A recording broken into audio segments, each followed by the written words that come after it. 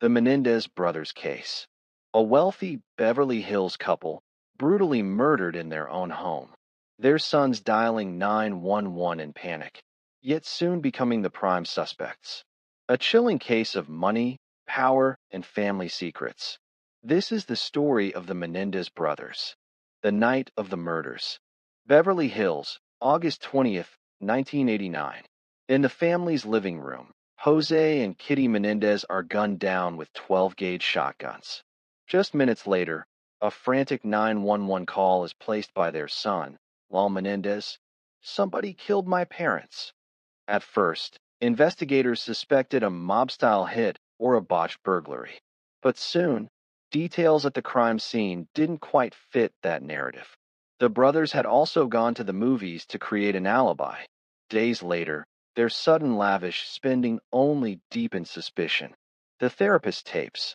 The investigation took a dramatic turn when the brothers' therapist, Dr. Jerome Oziel, revealed that both Lyle and Erik had confessed to the murders during private sessions. His mistress, Judalon Smyth, came forward and tipped off police. Despite the usual rule of doctor-patient confidentiality, the court admitted these tapes as evidence, citing threats made by the brothers. These tapes would become the backbone of the prosecution's case. Arrests and the first trial. In March 1990, both brothers were arrested. The first trial began in 1993 with two separate juries for Lyle and Erik. The defense claimed the brothers had endured years of sexual and physical abuse, and that the killings were an act of self-defense against imminent danger. The prosecution argued the murders were driven by greed and the brothers' desire to inherit their parents' wealth. By 1994, the juries were deadlocked, resulting in a mistrial. The retrial and conviction. The retrial in 1995 to 96 unfolded under stricter rules. Much of the defense's abuse evidence was barred. In March 1996, both brothers were convicted of first-degree murder. On July 2nd, 1996, they were sentenced to life in prison without the possibility of parole. Life in prison and new evidence. For decades, the Menendez brothers remained incarcerated. In 2018, they were finally reunited in the same prison after 22 years apart. In 2023, the defense filed a habeas corpus petition presenting new evidence. A letter written by Erik years before the murders, describing alleged abuse.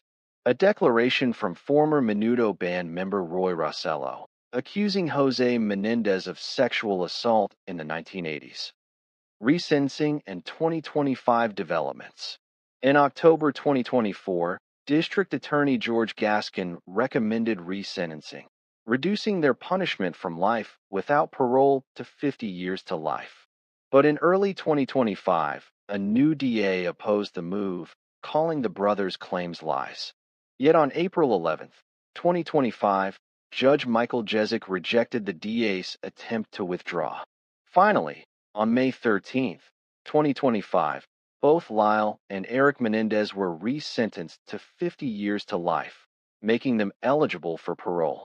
Their first parole hearing is scheduled for August 21st to 22nd, 2025.